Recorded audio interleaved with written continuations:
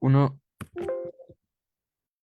Muy buenas noches a todas las personas que nos siguen desde Perú y tardes a todas las personas que nos siguen desde México en este su programa Debate Político en Punto de Encuentro.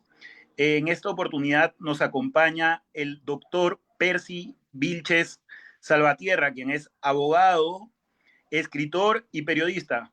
Muy buenas noches, Percy, bienvenido. Muy buenas noches, un gusto estar en este portal tan diverso y amplio. Muchas gracias, Percy. Sí, bueno, empezamos rápidamente con la entrevista.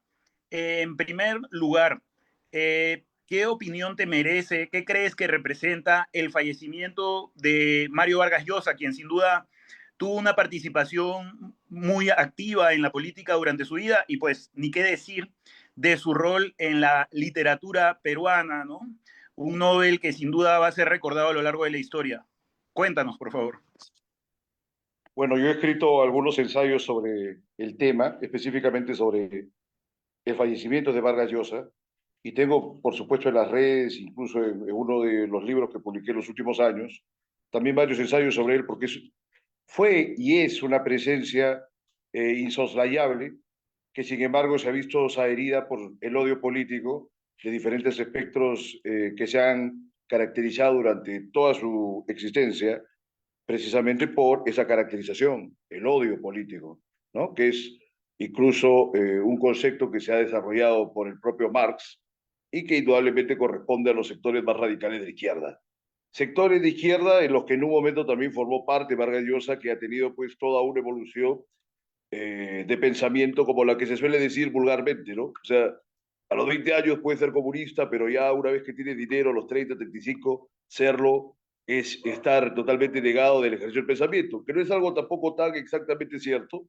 Hay comunistas que son brillantes, hay comunistas con los que se puede discrepar. Bueno, los sectarios también del liberalismo no aceptan, por ejemplo, esos conceptos, esos matices, ¿no? ¿Por qué? Porque hay fanáticos en ambos lados. Y bueno, todos esos fanáticos, como precisamente son fanáticos, les cuesta mucho hacer una valoración real, objetiva, de lo que representan las personalidades, ¿no? No solamente Vargas Llosa. Yo te menciono, por ejemplo, hay otros escritores muy importantes y que también han sido radicales en su esquema político. No sé, ahí creo que habría que hacer investigaciones, pero los mayores escritores peruanos, no en otros países, mira, siempre han sido grandes radicales políticos, porque Vargas Llosa ha sido un radical, cuando estaba en la izquierda, andaba radical una época. Salió de ahí con el tema cubano, ¿no? Cuando se da el caso de Berto Padilla, etcétera, que bueno, todo esto está muy bien documentado. Hay un periodo de transición hasta que se vuelca frenéticamente sobre el liberalismo. Otro caso de un gran escritor peruano, Miguel Gutiérrez, que siempre me gusta exponerlo porque considero que es un rival de Vargas Llosa, aunque probablemente la obra de Gutiérrez, la obra importante realmente de Gutiérrez, no se habría creado sin el boom, ¿no? Porque toma muchos elementos formales y de las exploraciones que hicieron muchos de estos escritores para avanzar también en su propuesta. Pero ¿qué pasa con Miguel Gutiérrez? Miguel Gutiérrez tiene un libro que no es tan conocido por los lectores comunes, sino por los propios escritores, por gente que son investigadores, que se llama La Generación 50, Un Mundo Dividido, gran ensayo precisamente sobre la generación de Vargas Llosa, ¿no? Y es la generación de Blanca Varela, de Yeltsin, de un montón de gente, ¿no? Pablo Guevara, etcétera. ¿Qué dice? Que Abimael Guzmán fue el mayor intelectual de esa generación. Llevó a cabo la lucha armada que habían soñado durante décadas, ¿no? Y bueno, ya eso sería pues entrar a una pormenorización de cómo es que ha evolucionado la izquierda y también el pensamiento revolucionario en el país, que incluso el Partido Aprista tuvo épocas, por lo menos las dos primeras décadas, hasta el año 48, en que se daban todavía intentonas revolucionarias, y no bastando con ello, luego el APRA rebelde y en los 60, ¿no? Y luego con lo de la Puente, el MIR, bueno, y una línea de continuidad que va hasta el MRTA, ¿no? Y Polay, que también había sido aprista, por ejemplo. En cambio, la línea de Sendero, pues, que viene del Partido Comunista, bandera roja, ¿no?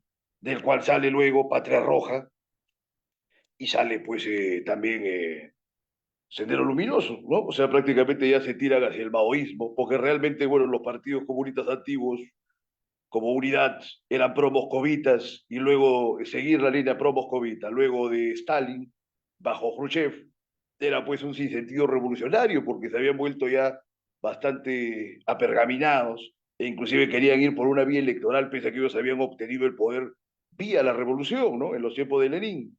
Entonces, son un montón de temas y contrasentidos que coadyuvan a tener una noción más amplia de estas circunstancias por las cuales hay tanta contradicción y tanta pasión, ¿no?, en la discusión sobre este fallecimiento de Vargas Llosa.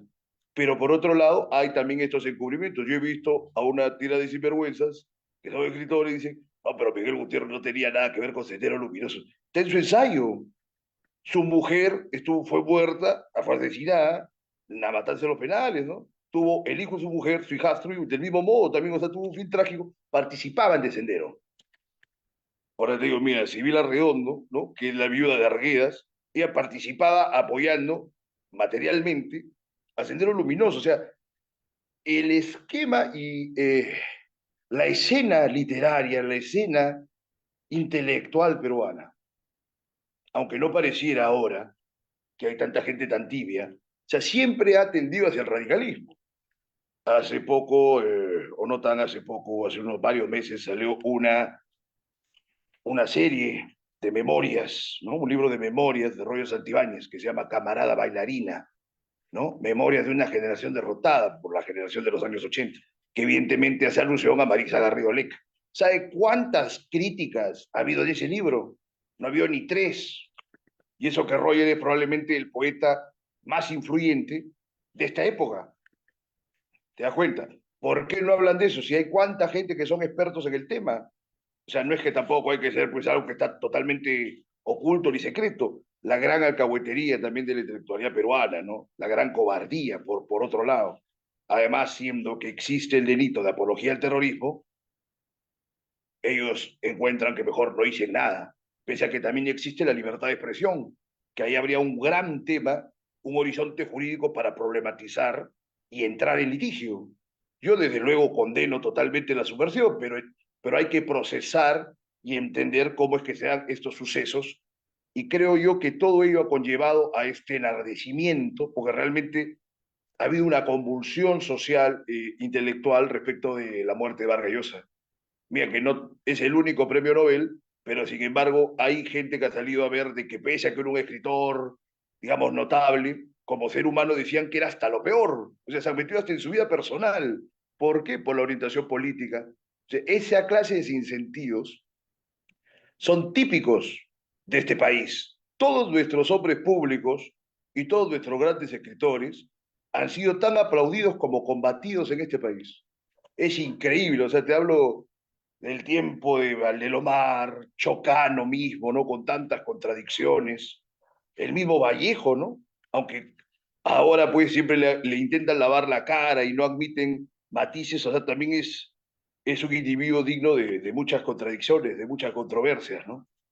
Dependiendo, por supuesto, de la óptica política que puede tener uno. Pero yo considero que por sobre toda óptica política hay hechos objetivos, hay elementos concretos que se tienen que analizar. Entonces, en ese sentido, Vargas Llosa, fallecido, fíjate que es tan desconsiderado o tan malentendido por la gente, que incluso el hecho de su participación en las elecciones de 1990, que es saboteada por la propia izquierda que estableció un elemento contrario por odio de clase, entiendo, por una oposición de clase a Vargas Llosa, que lo veían pues como un burgués, y por supuesto con las alianzas que tuvo con Belaunde y con Bedoya, ¿no?, que se veían como cabeza de lanza de la derecha, se negaron a elegir a quien en ese momento, le duela a quien le duela, era el mejor candidato.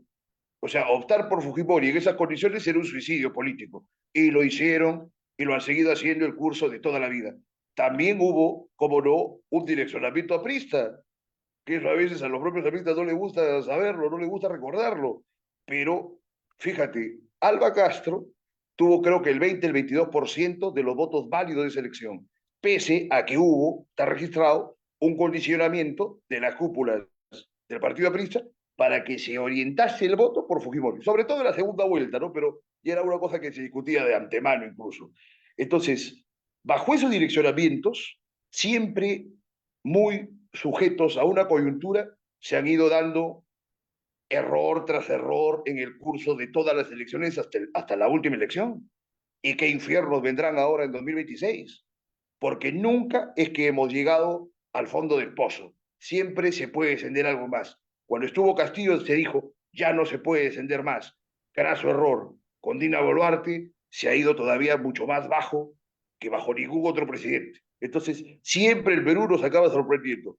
Mi posición personal, Vargas Llosa ha sido nuestro cote, ha sido nuestro Víctor Hugo, con las distancias del caso. Gote es incomparable, ¿no? Es un genio increíble, pero digamos, como escritor peruano, yo te digo, Gutiérrez era un escritor de ese nivel, como artista, como pensador, te digo, un individuo que es prosendero, entonces fíjate a dónde vas a llevar a este individuo, ¿no? Imagínate que sea presidente Gutiérrez, gran escritor, con unas ideas realmente ya retorcidas, y en un momento en que no se podía hacer una defensa, ni siquiera, porque en el momento inicial, y recuerdo todo, hasta el propio Alan en algún momento echaba de menos, ¿no? La pasión que tenían los senderistas, ponte. Pero en un primer momento como que podía confundirse con una lucha revolucionaria, como se admira, por ejemplo, los guerrilleros de los años 60, ¿no? Nadie dice, pues Bejar es un terrorista, o Javier Heró es un terrorista, o Luis de la Puente, ¿no? Es un terrorista.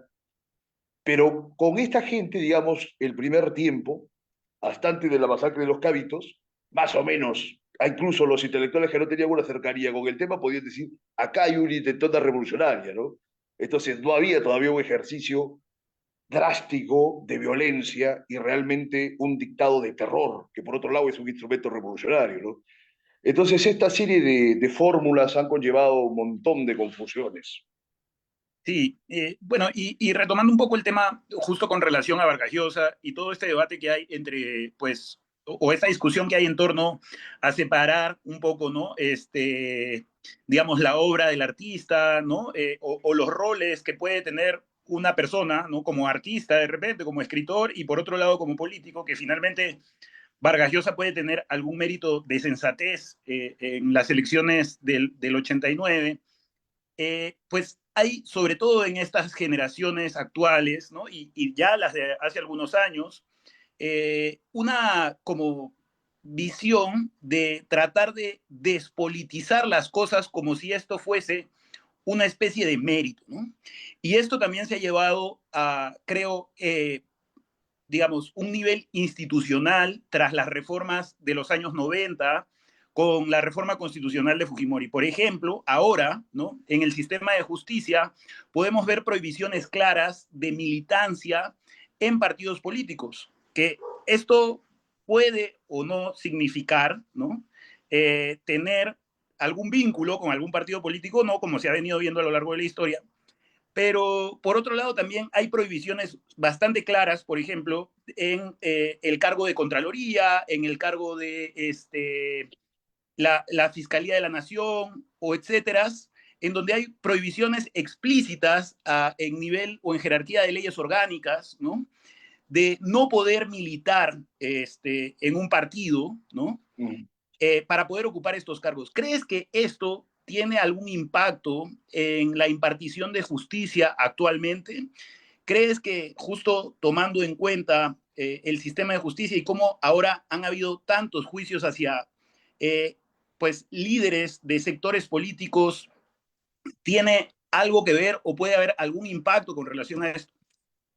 Mira, en primer lugar, todas esas normas que inciden en esas acciones, a mí me parece que son inconstitucionales, porque no hay un fundamento para reducir los derechos políticos de un ciudadano por su participación en un cargo público. O sea, se está ejerciendo una malicia increíble, presumiendo que porque participas como militante en un partido político, y ojo, que está restringiendo los derechos a hacer una vida política del individuo, entonces dice, vas a entrar como juez, como fiscal, y vas a hacer un descarado en pro de tu partido.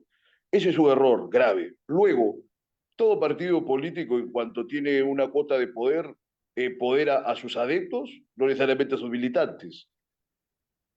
Es decir, la gente dice, no, que el carnetazo, luego el fujimorismo, todo lo demás, pero, o sea, Belaunde y también, o sea, Albo Randini tenía tremendas conexiones en el Poder Judicial y todo lo demás, y los diferentes gobiernos igual, o sea, hay un problema porque son como condiciones o circunstancias por las cuales se ejerce el poder. Pueden ser quizás indeseables o no ser las más correctas para algunos, que son muy moralistas, pero son cosas que se dan. O sea, ahora significa que una persona que es simpatizante de un partido simplemente no se hace militante, no se inscribe en el padrón de partidarios y sin embargo guarda su simpatía por un partido y puede ser juez, fiscal y todo lo demás, y sin embargo allí más bien se podría dar de igualmente un favorecimiento. Si es una persona torcida, va a poner por encima de sus convicciones y de sus funciones como magistrado el interés de su partido. Porque mira, se está haciendo quedar mal incluso al propio individuo. O sea, se está pensando que la gente es tan corrupta que aparte de todos los modos tradicionales que hay para corromperlos, ¿no? Sobornos y prerrogativas, dádivas, etcétera. O sea, que también por una cuestión de un celo partidario se va a ejercer una mala función de las encargaturas que tendrían como magistrados. Eso es un sinsentido. Es que pasa, se ha llenado el escenario político de tanto sinvergüenza y a la vez de tanto moralista. ¿Y sabe qué es lo peor? Que muchas veces, como en las fábulas, muchos de estos moralistas en realidad son los más sinvergüenza que hay. ¿Por qué? Son los grandes fariseos. Casualmente, en ocasión de que se ha muerto Vargas Llosa, escribí una perspectiva crítica sobre el fariseísmo político en boga, que hace precisamente este tipo de enardecimientos y que empiezan a cuestionar que quieren hacer esta separación, ¿no? Entre un autor y su obra. Pero yo digo, ¿por qué? O sea, por ejemplo, volviendo al caso de Vargas Llosa, o sea, salvo pues que hubiera estado a favor de, de los crímenes, ¿no? Multitudinarios de Videla, de Pinochet, donde realmente se ejerció una violencia estatal que ha sido, de alguna manera, terrorismo de Estado, como lo hizo también Stalin, ¿no? En la Unión Soviética en los años 30, como lo ha hecho medio mundo, pues como lo hizo Hitler, por supuesto, ¿no? En las épocas que duró el Tercer Reich. Entonces, eso es un punto en el cual, digamos, habría que detenerse y hacer indagaciones mayores, ¿no? Reflexiones profundas. Creo que no las hacen en el medio público, por lo menos. Un saludo que se esté llevando a cabo en este portal ahora mismo, ¿no? Pero no es algo que se suele comentar. Es decir, toda la gente ha pasado por alto estos temas, creo, en estos últimos días, porque realmente tampoco ha habido pues figuras literarias ni intelectuales que tengan la disposición de realmente ponerse de igual a igual con estos individuos y problematizarlo, ¿no? Por ejemplo, yo te digo, Hugo Neira, que es de la generación de Vargas Llosa, por ejemplo, tranquilamente habría podido exponer, aunque ya, bueno, también tiene una edad bastante avanzada, ¿no? Le digo, sácame cuatro o cinco personajes, no que tengan 50 o 40 años, que se sienten pues a dialogar con Neira o que se sienten a polemizar con Vargas Llosa. Acá, ¿cuándo se ha dado una oportunidad que haya un diálogo? La gente que salía también con Vargas Llosa eran completamente unos arrastrados y gente que no tiene ninguna idea, que publican y publican libros de 400, de 500 páginas en las que no hay una sola figura hermosa, majestuosa, contundente, elegante, no hay ninguna idea, o sea, no tienen nada, solamente marketing y mentiras y debilidad y complacencias con la mediocridad, en lo que sí incidió Vargas Llosa las últimas 4 o 5 décadas de su vida también, hay que decirlo, ¿no? Pero bueno, está bien su derecho, pues, tampoco era un genio, ¿no? Los genios de repente pueden estar peleando hasta el último día de sus vidas, una persona más común, ¿no? Creo que eso también pasó con Vargas Llosa y quizás sea eso lo que no se le perdona. Pero aún así me parece que fue un hombre mucho más valiente que la gran mayoría de intelectuales. Hasta su retiro con Le dedico mi silencio, estaba perennemente en una posición de conflicto, de debate más que de conflicto, de polémica, de controversia. Esa es la vida de un intelectual, estar siempre abierto al diálogo y a la crítica. ¿No te parece? Eso creo yo que es el mérito primordial suyo y que viene de la tradición que él estipuló también como su fuente, ¿no? Es decir, el magisterio de Sartre, todo lo demás. Es decir, la figura del escritor comprometido, que no solamente puede estar comprometido con el socialismo, ¿no? O sea, fue comprometido luego con el liberalismo. Hubo grandes escritores comprometidos con el fascismo. Hubo grandes, tremendos escritores comprometidos con el nazismo. ¿Qué problema hay? O sea, no dejan de ser grandes escritores porque hayan tenido una posición política que quizás a uno de sus lectores le parezca que es equivocada. Ese es el problema de ellos.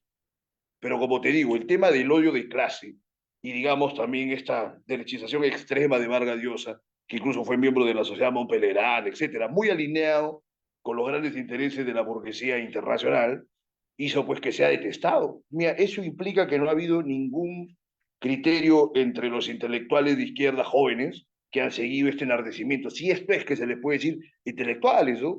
Y no tan jóvenes también. O sea, yo creo que hay que saber diferenciar las cosas y Trotsky lo hizo, Mariátegui lo hizo de cierta manera. Mariátegui, por ejemplo, tiene unas páginas en las que reniega que Lugones sea un reaccionario, pero dice, yo prefiero a Lugones que a estos pseudo revolucionarios conformistas que son apenas reformistas, ¿no? Lo que sería, pues, luego de la caída de Stalin, gente pro Khrushchev, ponte, ¿no? O sea, el otro andaba con el radicalismo plenamente, pero ¿qué valoraba? El Lugones valoraba también ese radicalismo, lamentaba que esté en la esquina opuesta a la suya.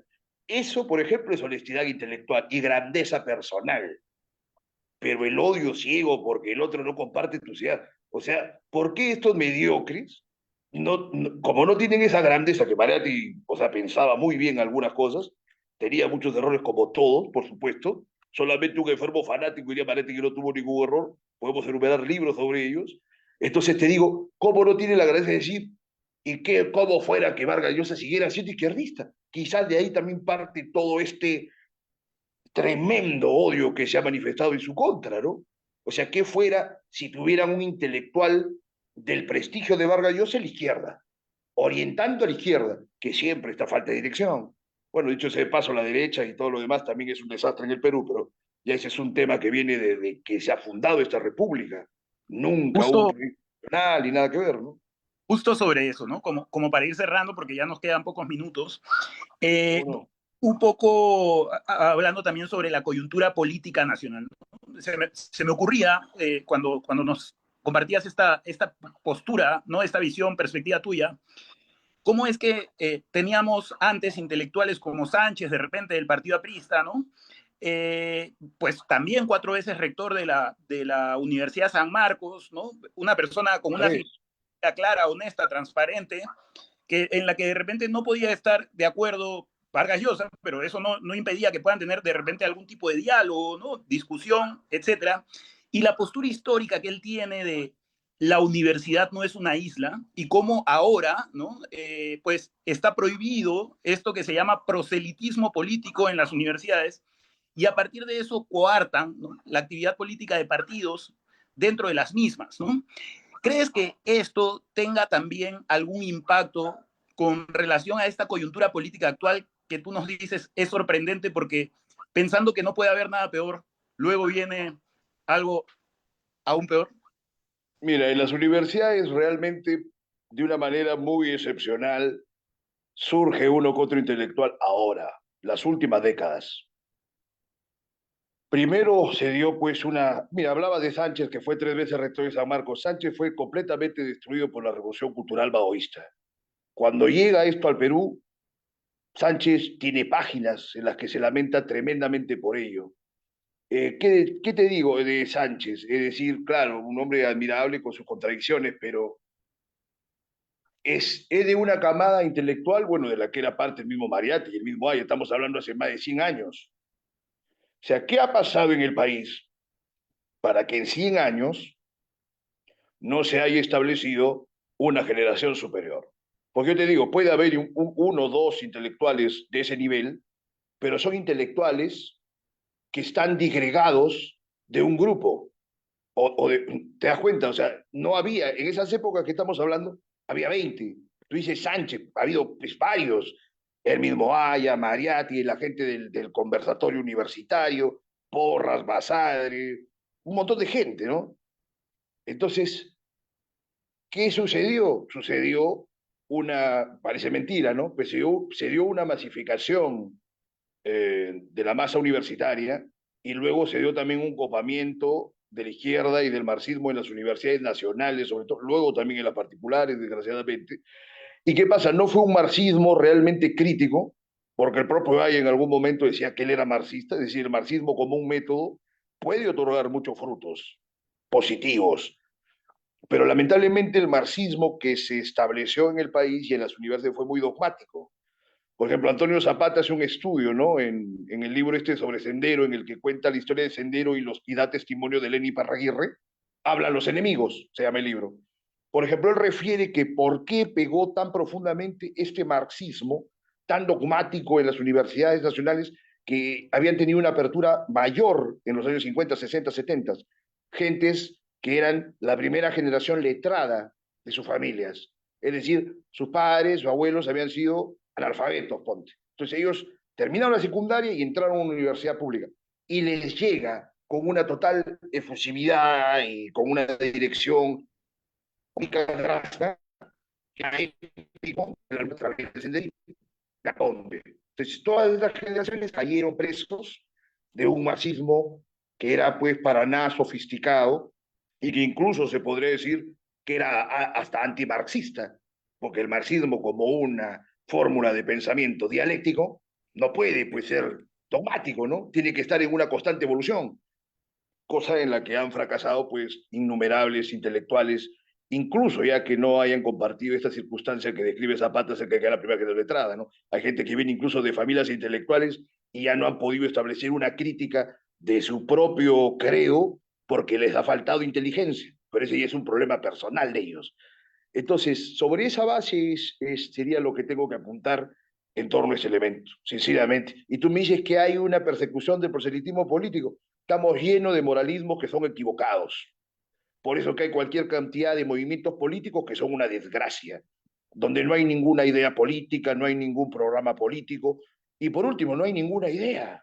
Tú conversas con aparentemente un líder de uno de estos partidos, son una desgracia. Llámame pues a un intelectual de Podemos, o sácame un intelectual de APP, incluso dentro de la línea del Fujimorismo. Dime, vamos a conversar, que hay una polémica, ¿no? Escoges un filósofo, no sé, ponte a García Salvatecci, ¿no? A verlo discutir con un viejo filósofo de alguno de estos partidos. No existe, no existe. Todavía del comunismo podría ser, ¿no? Podría discutir, no sé, con Béjar o algún tipo que enseña filosofía en algún sitio, ¿no? Tú sabes que acá cuánta gente se va a estudiar filosofía a Europa, estudian en Francia, en Alemania. Algunos tienen algo que aportar, otros solamente son eruditos, estudian y no tienen un pensamiento propio. Quizás también ese sea uno de los problemas que padece nuestra escena nacional, ¿no? Intelectual. ¿Cuántos de los que supuestamente están metidos incluso en las universidades como docentes o catedráticos tienen un pensamiento propio? Es decir, no hay tampoco ese fomento de acuerdo también al esquema universitario para que se den investigaciones, ¿no? Tantas universidades, tantas tesis que se dan, y tú crees que tienen pues una, siquiera un baremo mínimo para que puedan sostenerse en una discusión en cualquier lugar del mundo como se supone que debe ser cualquier investigación científica, no tienen ninguno. Creo que todo ello, más que otorgar respuestas a todo lo que estás preguntando, más bien darían un horizonte de problematización a quienes nos escuchan para que bajo sus propias perspectivas puedan buscar respuestas propias a estas interrogantes, ¿no? ¿Qué viene el 2026? Como te decía en un primer momento, siempre se puede descender aún más. Entonces la gente debe dejarse de mezquindades y realmente calibrar quién es un mejor candidato por sus prerrogativas personales, no solamente por el esquema partidario que se tiene, y luego de ver las prerrogativas personales, vincularlo con la solidez que deben tener sus planes de gobierno, ¿no? Y someterlos a una crítica perenne en el curso de las elecciones. Porque yo digo que uno de los grandes errores es dejar que los candidatos solamente discutan entre ellos. Yo creo que un candidato a la presidencia debe exponerse a conversar, a dialogar y a polemizar con especialistas. Sí. ¿Por qué un debate entre 6 candidatos que 4 más o menos tienen preparación, uno por ahí que sabe leer y solamente uno tiene condiciones y capacidades? Hay que poner una especie de panel un sociólogo, un economista, un filósofo, un historiador, ¿a cuántos de los candidatos presidenciales, y ya ni te digo al Congreso y todo lo demás de los años, los hemos escuchado hablar acerca del proceso histórico de la nación? ¿Cómo es posible que llegue gente a legislar, a tener un mando público y no tengan ninguna idea de cómo es que estamos como estamos en este momento? Porque nunca se estructuró realmente un proyecto nacional que favorezca a la población en general. O sea, es ver las condiciones por las cuales se estructura esta república criolla, débil, endeble, que toda la vida ha perdido porque nunca han considerado al país como algo más que su chacra y que nunca han considerado a los ciudadanos realmente como sus compatriotas. ¿Y qué hacemos con la inmensa masa de mestizos e indios, como ya señalaban también Ay y Mariatti, que no han tenido una aproximación real a lo que de mejor puede proporcionar la identidad peruana, la identidad nacional peruana, en caso supiese exponerse sus elementos constitutivos que son hasta gloriosos, pero que se pierden en una idea victimista y victimizada del peruano que siempre pierde las guerras o que siempre le están quitando territorio por dos condiciones, por el mal manejo de los representantes republicanos del mundo criollo y por no haber establecido una idea nacional sólida, un proyecto nacional sólido que más bien nos reconstituya como un hegemón continental, que lo hemos sido siempre bajo el reino peruano, en tiempos del Imperio Español, y por supuesto en los tiempos prehispánicos, no solo con el incanato, sino con todo un horizonte andino imperial que cubre un intervalo de por lo menos 1000 años, ¿no? Hasta la llegada de los españoles, desde el horizonte de Tiahuanaco o la cultura Wari. Yo te digo, un peruano común que tuviera en su imaginación, en sus foros internos, todo lo que te estoy comentando, ¿tú crees que hay un país en Hispanoamérica, en Sudamérica, que le va a hacer frente ni jugando partido, ni jugando fútbol? Te vas a jugar con la Argentina, como siempre me gusta decir, y que tú sepas que hasta 1776 la Argentina era el reino del Perú, que no existía la Argentina, era la audiencia de Buenos Aires, ¿no es cierto?, que era antes del Virreinato del Río de la Plata, Virreinato del Perú hasta 1776. Como me encanta decírselo a la gente, Artigas, que siempre fue enaltecido como un hombre bravísimo, que funda el Uruguay, nació peruano. Belgrano, padre de la patria argentina, nació peruano. San Martín nace en 1778. No es peruano por 2 años. Es decir, gente como Belgrano, gente como Artigas, han sido peruanos, nadie lo tiene entendido eso como peruano. Se deja robar el peruano todo. Hay que cambiar esa situación. Eh, Perfecto, Percy. Doctor Percy. Eh, Nada más una última perspectiva que me gustaría que nos comparta. Tiene que ver con, pues, un poco esto de tratar de acercar, ¿no?, al político hacia el pueblo y de repente el poder construir de manera más cercana este diálogo permanente que además ha sido bastante ajeno durante muchos años de la práctica política. Creo que hoy además se ve un poco, de manera un poco más clara y es como más descarada, por llamarlo de algún modo, este alejamiento, porque el marketing, ¿no?, la publicidad, el ser apolítico refuerzan un poco estas figuras, ¿no? No obstante, existen figuras interesantes en la política internacional, como podría ser el señor Andrés Manuel López Obrador, expresidente de México, que uno de sus grandes méritos que hoy lideran el movimiento de la Revolución Nacional Morena en México, es haber recorrido, ¿no?, todos los municipios de su país, que le demoró 18 años de repente, ¿no?, pero que le permitió construir, digamos, un movimiento que hoy gana por más del 60% de la votación en México, que es algo que además, pues, ni siquiera el PRI o solamente sería comparable con el PRI de los mejores tiempos, ¿no? Eh, Claro. Algo similar tiene como iniciativa hoy el APRA desde un sector con Enrique Valderrama que le llama Agenda Social y que tiene un proyecto similar, dialogar, ¿no?, y construir una agenda a partir del diálogo de todos los sectores, ¿no? Y localidades del país, ¿no? Y la población de localidades del país. ¿Qué opinión te merece esto? ¿Crees que de repente es un intento de salir de este, pues, digamos, círculo desvirtuoso, por llamarlo de alguna manera, ¿no? Desvirtuado, De claro. la clase política actual. Uh-huh. Por supuesto que sí, y yo me digo, ¿y qué pasa con los otros partidos políticos que no hacen algo parecido? Pues son estúpidos o ineptos. O sea, si existe el partido, es precisamente para llegar a dónde, a la conciencia de la gente, o es para llegar, bueno, como decía ahí la torre, ¿no? O sea, ¿qué se busca? ¿Llegar al palacio o llegar a la conciencia de la gente? ¿No? Es decir, yo soy un libre pensador, pero o sea, esa es una idea insuperable y es una de las grandes expresiones políticas que se han dado en la historia del verbo, del ejercicio del verbo en el país, que dice, a Palacio se llega con oro o con fusiles. Lo hemos buscado ese magisterio, buscamos llegar a la conciencia de la gente. La política es eso, y también la política dícese, es la poesía de los pueblos.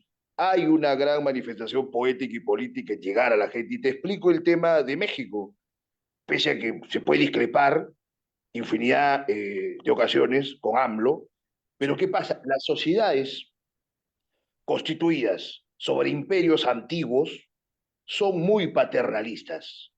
Entonces, un conductor político es a la vez un padre para la nación. Por ejemplo, el Perú es un país huérfano. Hemos tenido grandes individuos que podrían ser considerados padres de la patria. Se les ha combatido a todos, porque el Perú es un país muy complicado, hasta enfermizo por ratos. Entonces te digo, países, digamos, naciones como México, que es milenaria, como la China, como el Perú, como Rusia, entonces, dentro de este horizonte milenario, o sea, siempre están en la condición de buscar estructurarse bajo una figura paternal. Entonces, es complicado el país, ¿no? Por eso que, quizás por eso Sánchez en algún momento teoriza acerca de creadores y rápsodas acá en el país, porque a la persona de talento luego se les exige serlo todo. Entonces, un escritor, mira que estábamos hablando de Vargas Llosa, no le bastaba ser solamente un artista, tenía que pensar el Perú, tenía incluso en su momento que proponer un esquema político de desarrollo ya incluso en un marco eleccionario. Entonces, así todos, no todo el mundo va a la presidencia, pero todo el mundo escribe, ¿no? Sobre arte, literatura, hace sus trabajos, novelas, ensayos, poemas, y luego ensayos de interpretación de la novela peruana, que no es el único, no es Mariátegui, aunque tiene pues ese título muy importante, ¿no? Existe ensayo de interpretación de la novela peruana. Todos se ven obligados a hacerlo. Incluso un conductor político también se ve obligado de alguna manera a hacerlo. Y yo considero que es una fórmula que da estas satisfacciones, porque aunque no lo quieran, pues el horizonte tradicional del país está sometido a este condicionamiento que tienen las grandes naciones, ¿no? Entonces, buscar en integración también es dar una idea de una superación política. ¿Por qué? Porque como comentaba en un inicio, o sea, tú puedes incluso admirar a tu contrario político. Y por ejemplo, te digo, estamos en camino a la presidencia.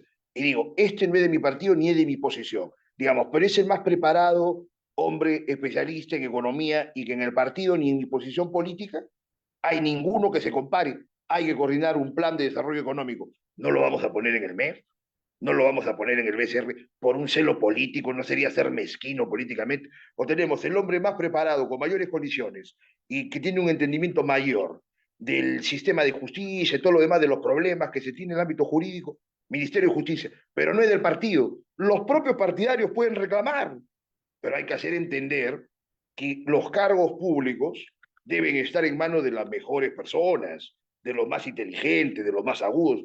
¿Por qué no? En su momento, de quienes tengan mayores credenciales de honestidad también. No nos haría mal, ¿no? Pero bueno, es un buen gesto que saludo, ¿no? Enrique es mi amigo, lo felicito. Soy consciente de ese trabajo que hace con el tema de la agenda social, además que me parece una actualización oportuna de parámetros y fundamentos originales, ¿no? Del pensamiento de la Torre. Considero que si hubiera realmente una circunstancia por la cual los partidos históricos se esforzaran en hacer una reactualización de sus epistemes, ¿no? De sus ideas, ciertamente algunos tienen ideas muy limitadas, ¿no? Por ejemplo, el pensamiento político de Acción Popular o del PPC, pues tiene elementos mínimos, pero que podrían desarrollarse en tanto existen como partido.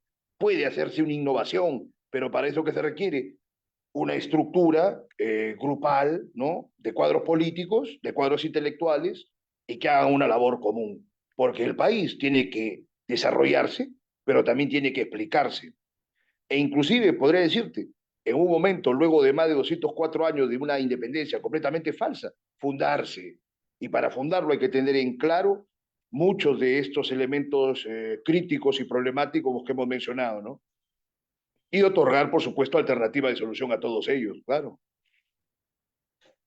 Claro que sí. Bueno, doctor Percy Vilches Salvatierra, quien es escritor, abogado, perdón, escritor y periodista, nos ha acompañado en esta oportunidad y nos ha ilustrado pues con una perspectiva muy clara, ¿no? Desde lo ideológico, desde lo intelectual, evaluando algunos elementos importantes, tanto desde la Mario Vargas Llosa, desde el sistema de justicia, y también en la coyuntura política actual, analizando incluso algunas iniciativas que existen por el cambio de la política hoy en el país.